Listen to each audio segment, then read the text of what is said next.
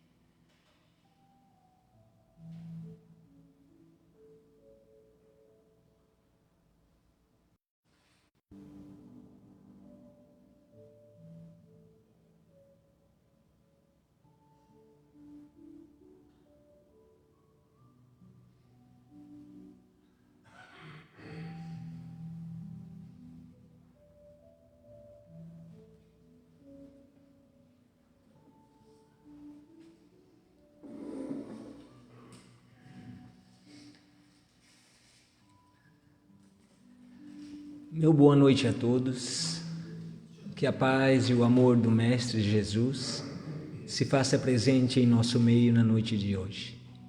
Sejam todos bem-vindos, se sintam todos acolhidos, aqueles que já frequentam a nossa casa ou que estão chegando pela primeira vez, sintam-se acolhidos, abraçados pelos trabalhadores dessa casa dos dois planos. Convido a todos então para que nesse instante possamos nós nos recolhermos a uma prece, rogando a Deus nosso Pai e à espiritualidade presente o envolvimento tão necessário. Senhor Deus Pai de amor e de bondade, queremos nesse instante, Mestre Jesus e Deus nosso Pai, vos rogar a proteção e o envolvimento para que tenhamos, Senhor, uma noite onde a mensagem do Evangelho possa encontrar abrigo em todos os corações presentes. Te agradecemos, Pai amado, pela dádiva da vida, pela oportunidade que nos é concedida de estarmos aqui em mais um evento, em mais um encontro, para iluminar as nossas consciências. Agradecemos a espiritualidade por nos proteger e nos envolver desde o início em que despertamos no dia de hoje até o presente momento. Rogamos, Senhor Jesus, que todas as pessoas que aqui se encontram possam se envolver com essa mensagem do Evangelho, de forma a encontrarem nelas as forças necessárias, o entendimento e a compreensão para bem seguirem adiante, enfrentando as suas dificuldades, enfrentando as suas provas com o entendimento e com a razão. Que a resignação possa nos conduzir a darmos sempre um próximo passo. Pedimos à espiritualidade, então, que envolva todos os corações e possamos, então, darmos por iniciado as atividades doutrinárias da noite de hoje, dizendo que assim seja. Obrigada, Senhor Jesus. E a palestra da noite de hoje é com a nossa irmã Jane Falquete, que vem da Casa Espírita Allan Kardec. Que a espiritualidade lhe envolva e que todos nós possamos ser presenteados com a sua fala. Que assim seja.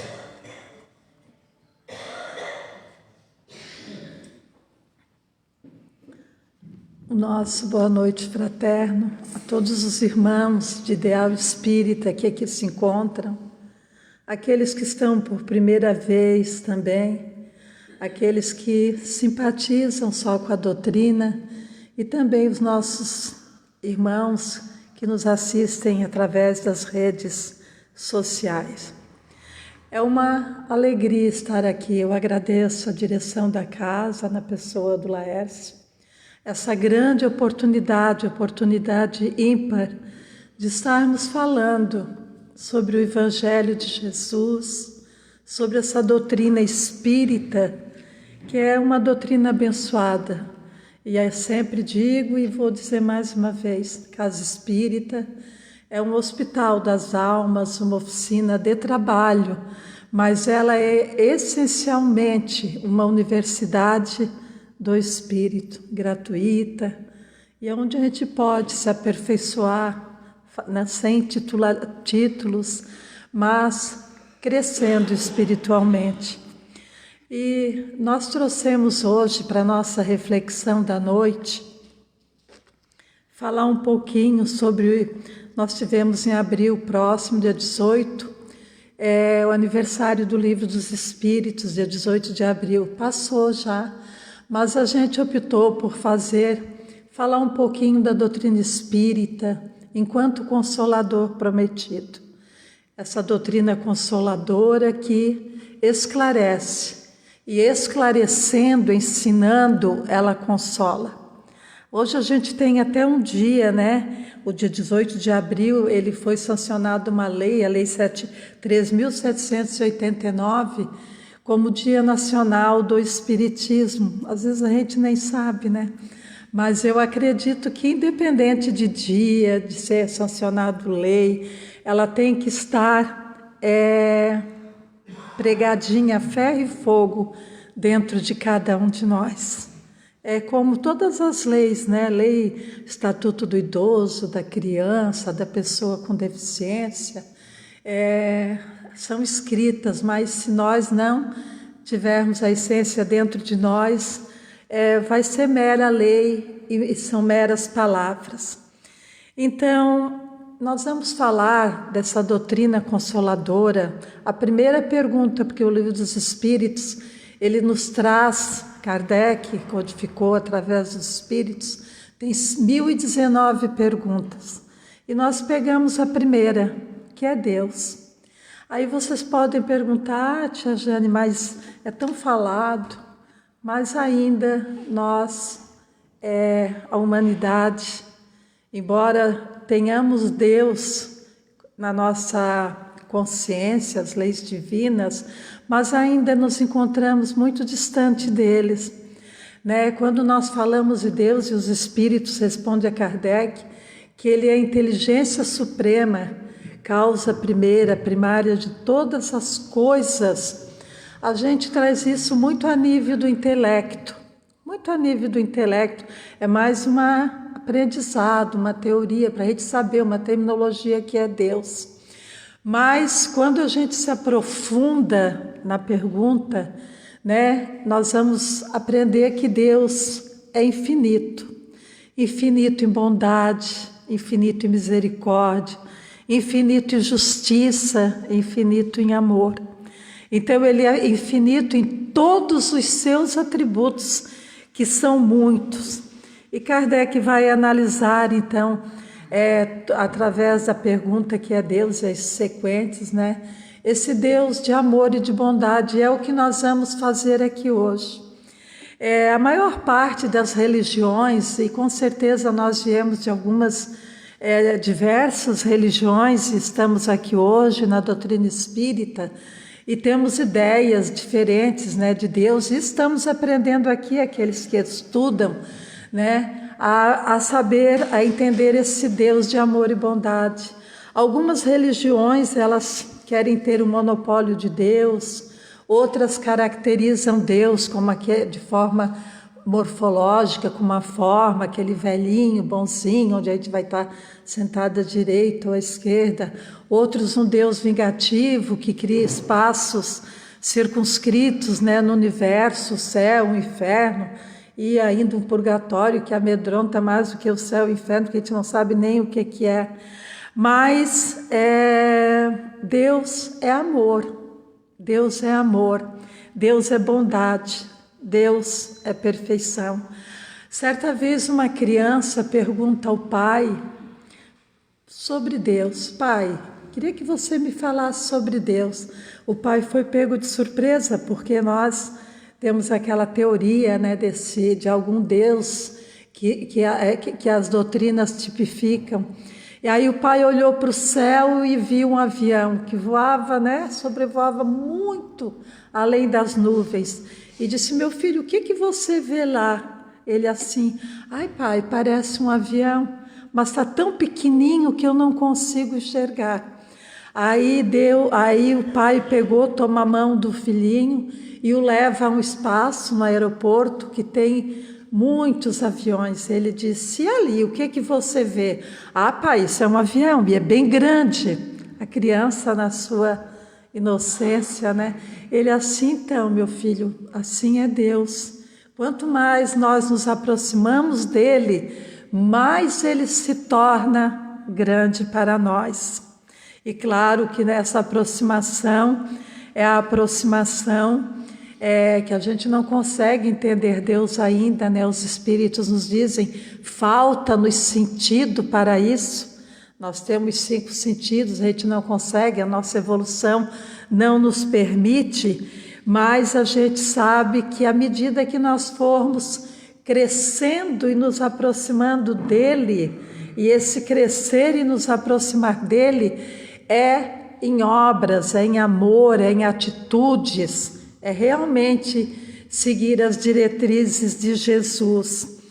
Mas de tudo aquilo que Deus criou, porque Deus está em tudo. no macro, no microcosmos, nas coisas que a gente vê, naquelas que a gente não vê, mas Ele está em tudo, Deus está em tudo. Mas de tudo isso, nada se iguala ao sopro divino da criação da vida que Ele criou. Ele nos criou, como cria incessantemente os espíritos, né? E nós temos a mesma natureza, da natureza que eu digo em matéria dos animais, das plantas, com todos os componentes, elementos químicos. Mas, e a gente quando pergunta assim, o que é a vida? Se a gente pergunta para cada um de nós, a gente vai lá no dicionário buscar o que é a vida, né? É um conjunto de propriedades, qualidades, dentro das quais os animais, as plantas, o homem se movimentam. Mas a vida, na realidade, a vida que nos diferencia de tudo, de toda essa criação de Deus, é o sopro divino. É aquele que nos assemelha a Ele, né? Que é a luz. Nós somos criados à imagem e semelhança de Deus. A imagem e semelhança de Deus, porque nós temos dentro de nós a luz. Quando a gente diz assim, Jesus disse, vós sois deuses. Ele quis dizer, vós sois deuses.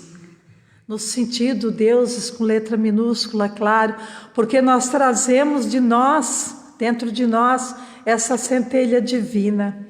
E eu acredito, meus irmãos queridos, que quando cada um de nós busca a casa espírita, por mais imperfeito que sejamos, muitas vezes a gente ouve, né, na casa espírita, eu vim na casa espírita, cheguei aqui pela dor.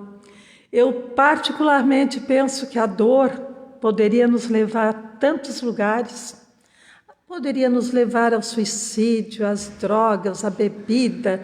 A dor, quando ela bate na nossa porta e a gente oferece a cadeirinha para ela sentar, como diz Cória Coralina, né?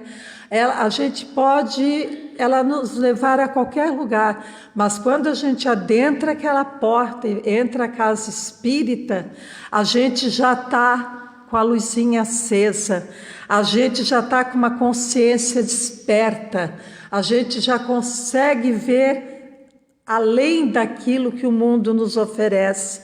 Então, nós estamos aqui, a doutrina espírita nos trouxe aqui, e eis-nos aqui.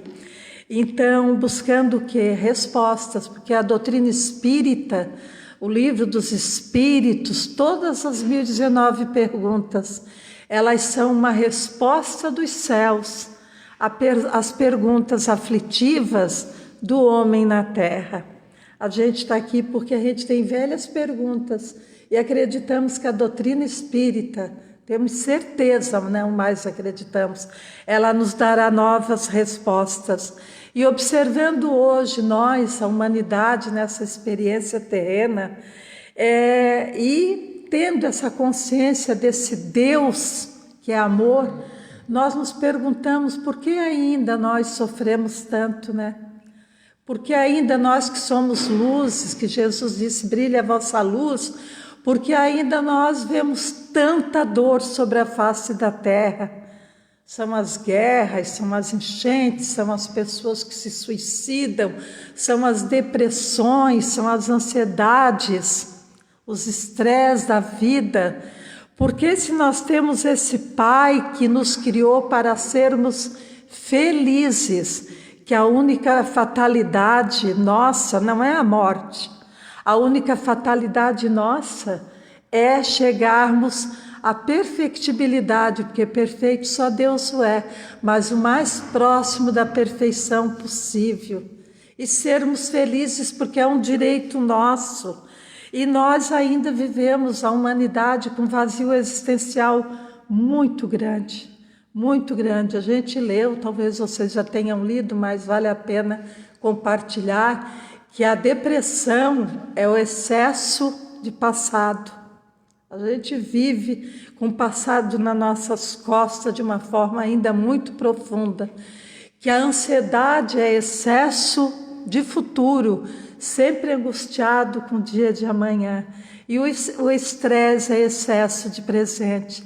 E esquecemos de colocar Deus dentro da nossa vida para que a gente possa aliviar toda essa carga do nosso cotidiano, das provações que ainda trazemos, porque somos ainda imperfeitos, embora estejamos nessa luta, né?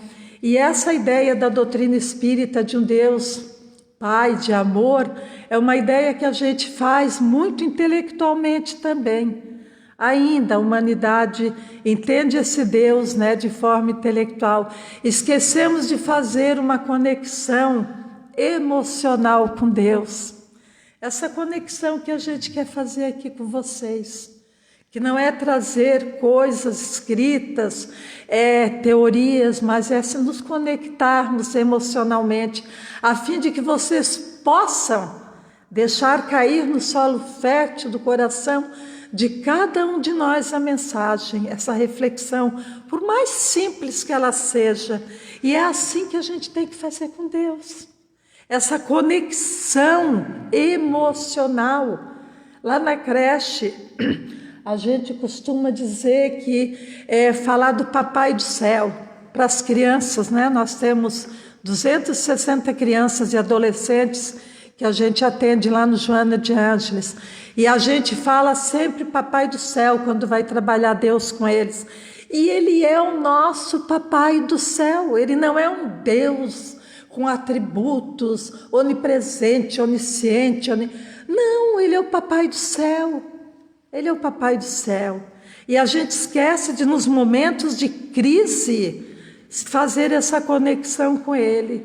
Aí nós optamos, nós que eu digo a humanidade, e particularmente a gente conhece alguns irmãos que optaram por tirar a vida, porque na hora do testemunho, da dor, de uma doença incurável, de um problema, né, que faz parte da caminhada, optaram por tirar a vida porque esqueceram de conectar com esse Papai do Céu. E muitas vezes nos achamos que não somos merecedores. Nós nos achamos que não somos merecedores da confiança, do amor, de, assim, pedirmos, entrarmos em conexão com Deus. Porque orar não é rezar, ficar fazendo 1 milhão de oração, não. É dizer assim, ó, eu abro meu coração, eu sou teu filho, eu sou tua filha, tu me criou para a felicidade, então eu me coloco aqui para que tu possas me sustentar, me dar um colo, porque a gente precisa. Emmanuel diz, né, oraste, pediste, aguarda em silêncio. E muitas vezes é a dificuldade, né? Porque Deus, meus irmãos, nós somos merecedores, porque Deus, Ele entende as nossas quedas não como um pecado, Ele as vê como um processo. Ele as vê como um processo que todos nós estamos fadados, né, de cair, levantar, continuar a luta e aprender, porque na sua infinita justiça, Deus criou todo um sistema de leis, e aí ela vai nos colocar no roteiro correto, na rota correta. Nós vamos reorganizar. Então nós não devemos nos sentir diminuídos quando nós falimos, erramos, caímos, porque Deus não vai nos deixar de amar menos. Tem as leis de causa e efeito, né? A lei de ação e reação que a gente conhece, que tudo que vai volta. Então, mas Ele nos ama incondicionalmente, embora nós ainda não tenhamos essa certeza e por isso sofremos tanto. Então, a gente quer que esse Pai querido de amor e bondade, né, torne-se para nós não mais aquele aviãozinho pequenininho lá da história do menino, mas um avião grande, na medida que a gente confia nele, que a gente se coloca, se predispõe a esse amor dele. Certa vez perguntaram a um sábio, diga-me, Senhor, em que área eu poderia fazer uma grande carreira, porque a gente tem que se melhorar para se aproximar de Deus, né? A gente tem que mudar, a gente tem que crescer, se aperfeiçoar. E o mestre olhou para o discípulo e sorrindo ele disse: seja um bom ser humano. Há muitas oportunidades nessa área e muito pouca concorrência. Então, para que a gente possa ver o avião grande, se aproximar de Deus, temos que ser um bom ser humano. Porque está assim de oportunidade e muito pouca concorrência, né? E a vida é uma oportunidade ímpar, né? Mais do que a vida não tem. Só que ela é muito mal compreendida pela maioria de nós. Nós agimos, meus irmãos, como se fôssemos eternos. Todos nós, quando eu falo nós aqui, somos a humanidade. A gente trabalha, a gente faz tudo como se a gente tivesse a eternidade pela frente. Mas não, nós somos finitos. Mas embora sejamos finitos, tenhamos essa finitude, que é o que mais mexe conosco, nós somos imortais. E eu acho que dentro dos princípios da doutrina espírita, essa doutrina consoladora, a imortalidade da alma também, a ideia de Deus, é uma das grandes respostas para nós, quando realmente a gente tomar consciência disso. Quando a gente tomar consciência que nós somos seres imortais, porque eterno só Deus o é. Nós tivemos um começo, mas não teremos fim. Nós temos existências, a vida é uma só. Agora temos milhares e milhares de existências e oportunidades que Deus nos dá. E a imortalidade da alma, eu digo para mim mesma, é coisa minha, assim, ó, que ela é o reverso da cruz, aquela cruz que a gente tem. Imagina Jesus lá crucificado, eu imagino assim o reverso, o outro lado, que é Jesus descrucificado. É imortalidade. Quando a gente se sente imortal, quando a gente realmente deixa que isso não seja mais uma teoria, mas seja alguma coisa que realmente é essência no nosso coração, a gente passa a entender a vida de uma forma muito mais suave, mais leve. E qual é o nosso desafio então, meus irmãos? Aperfeiçoar esse espírito imortal. Oh, desafio grande, né? Porque a vida está aí, o convite, as paixões, a materialidade. Então, essa vida nossa aqui, ela é feita, né, e é construída através das nossas escolhas direcionadas pelo nosso pensamento e pela nossa vontade. É pela nossa vontade. Temos um pensamento, né, que é aquela centelhazinha divina que foi colocada e nos diferencia lá dos animais que a gente viu, é pelo pensamento, pelo livre-arbítrio, e essa liberdade de pensar e de escolher é que vai determinar a nossa vida e o nosso futuro e como nós vamos ser na próxima encarnação. E hoje a gente está situado aqui nesse plano de provas e expiações, que segundo fontes da espiritualidade ele passa por esse momento de regeneração. Eu também particularmente, é coisa minha, tá? Não tem nem fonte, mas eu acredito que desde que Jesus colocou os pés aqui na terra, já começou esse processo. É um processo. E nós estamos hoje no auge dele, porque lá ele deu uma sacudidinha em nós, ele deu uma sacudidinha na humanidade, depois veio a doutrina espírita, veio o Consolador. Então nós estamos é um processo, e a gente hoje se encontra no auge deles, para que a gente possa fazer novas escolhas, porque a lagarta, ela não vira borboleta por um milagre, ela vira borboleta por um processo. É um processo. E da mesma forma nós, esse espírito imortal que nós somos, para que ele seja feliz e alcance a felicidade, o processo nosso de virar borboleta começa nas nossas escolhas, através da nossa vontade, a cada dia e a cada dia. E nós sabemos que é difícil, né? mas a gente tem que tentar. Aristóteles afirma, eu acho muito importante isso quando eu falo de vontade, porque a nossa vontade ainda ela é muito tênue, né? Nós ainda nos achamos assim que é melhor ceder do que lutar. E Aristóteles afirma que só fizemos melhor aquilo que insistentemente, repetidamente insistimos em melhorar.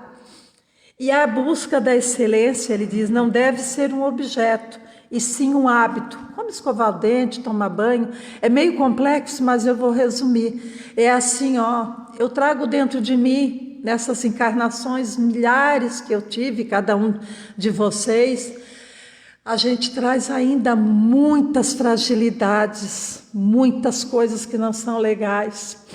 O que é o desafio para esse ser imortal? É virar aquela borboletinha, nós trazermos isso à tona. Mas eu não tenho, Jane, imagina, eu sou perfeita. Não, a gente tem sim, porque senão a gente não sofreria tanto. A gente tem, todo mundo. Aí a gente tem inveja, a gente tem intolerância, a gente tem preconceito, a gente tem orgulho, a gente tem vaidade, a maledicência ainda dentro de nós, né? Porque é aquilo que a gente pensa assim, quando vê um irmão em queda, ofereça mais os abraços do que a língua, né? Mas a gente ainda tem tudo isso. E a gente tem dentro de nós, a gente tem que descobrir, a gente tem que aceitar.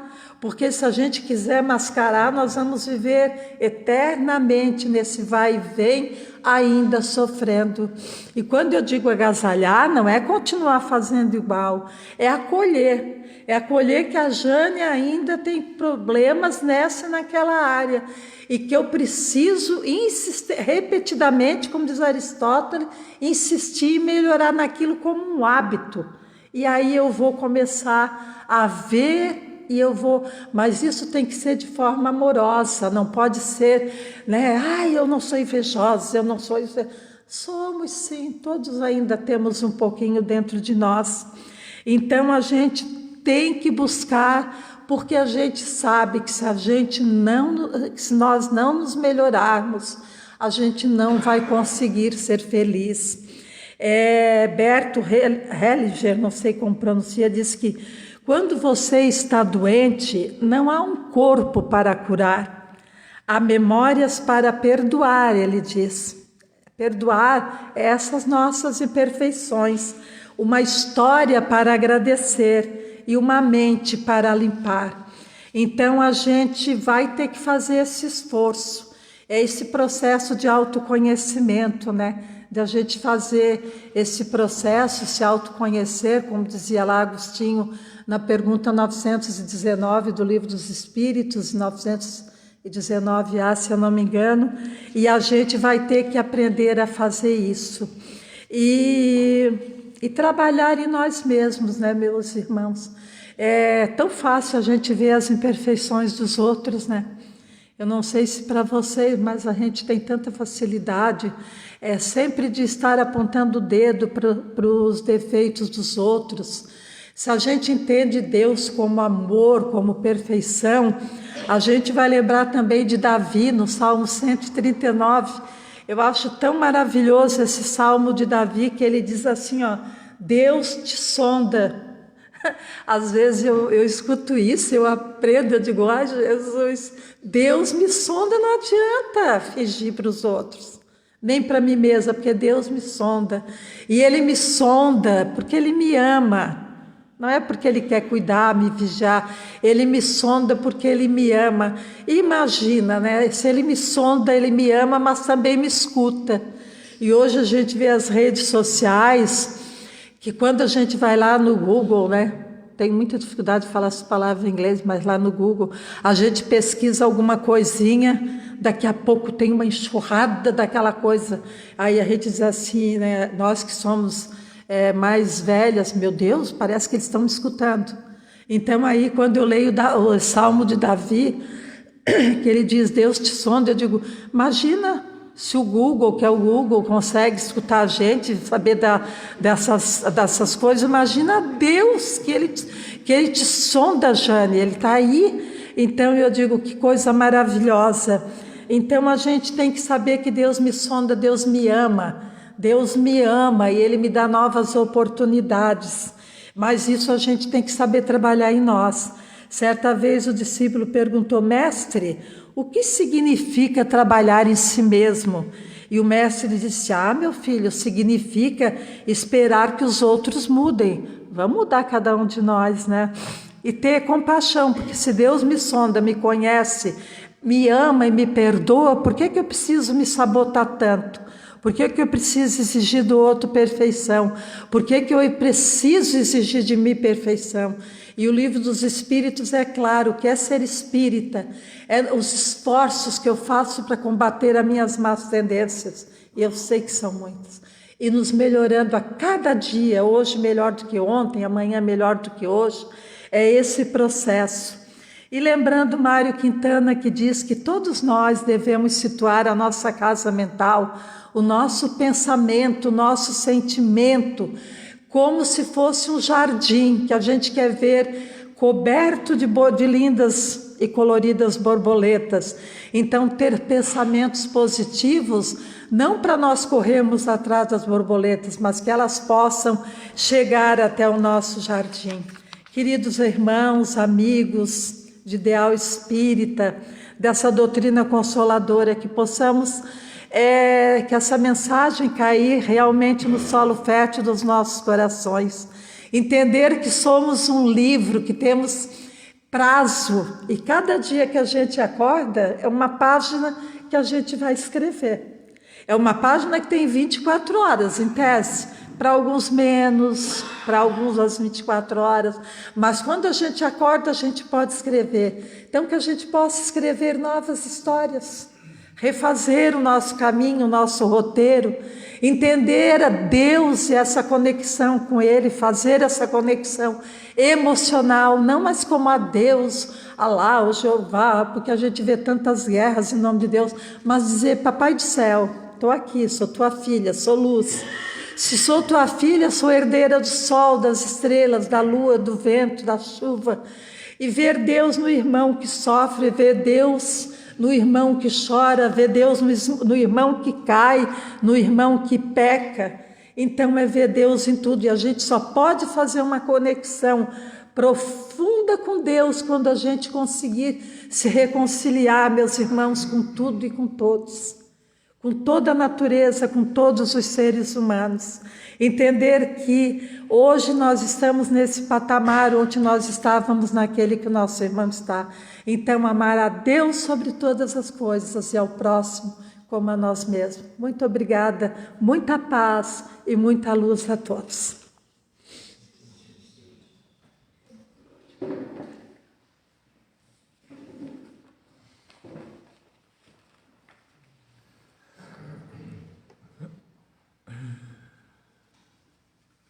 Que possamos todos nós nesse instante, então, uma vez mais, elevarmos os nossos pensamentos a Deus nosso Pai, essa inteligência suprema que nos conhece profundamente. Deus Pai de amor e bondade, te agradecemos, Senhor, nesse instante, pela oportunidade que nos foi permitida estarmos aqui, ouvirmos estas orientações, essas palavras que nos fazem, Senhor, realmente refletirmos sobre a nossa existência, sobre o porquê daqui estarmos, qual o propósito das dores e dos sofrimentos. Tudo isso nos provocam na nossa intimidade questionamentos que nos fazem procurar entender a razão da vida, o sentido da vida. Nesse instante, Pai amado, em que aqui conversamos sobre Ti, em que procuramos nós nos aproximarmos de Ti, porque estamos tão distantes no dia a dia de nossas existências, que parecemos, que achamos que estamos sozinhos. Tu és a fonte eterna da vida, que nos supre em todos os instantes e que jamais nos deixa a sós, que estás constantemente nos amparando, nos cuidando, nos protegendo. Sendo assim, Pai amado, tendo a certeza absoluta de que estais sempre junto de nós, por meio dos teus filhos amados, que trabalham sob a sua direção, sob o seu comando, agradecemos-te, Senhor, por esse amparo que jamais nos falta. Tendo a certeza absoluta, Pai amado, de que tudo sabes, que sondas realmente a nossa intimidade, que sabes das nossas necessidades, das nossas dores, das nossas mazelas, é que aqui rogamos a Ti, Pai amado, que nos dê as forças necessárias para seguirmos adiante, que ampare aos corações que agora nesse instante sofrem e choram, que ampare, Senhor, a todos os irmãos que estão passando por provas duras, mas que têm um propósito lógico e justo para estarem acontecendo, que todos eles, Pai, possam sentir o Teu amor a vos impulsionar adiante nessa marcha.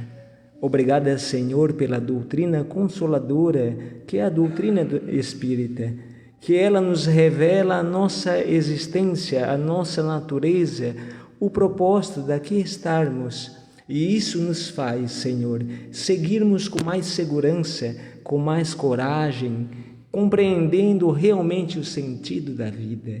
Obrigada, Senhor, por todas essas dádivas que agora chegam até nós. Sendo assim, pedimos à espiritualidade a permissão para darmos então por encerrado a atividade doutrinária da noite de hoje, dizendo que assim seja. Graças a Deus. Muito obrigado, Senhor. Um recadinho que eu gostaria de transmitir.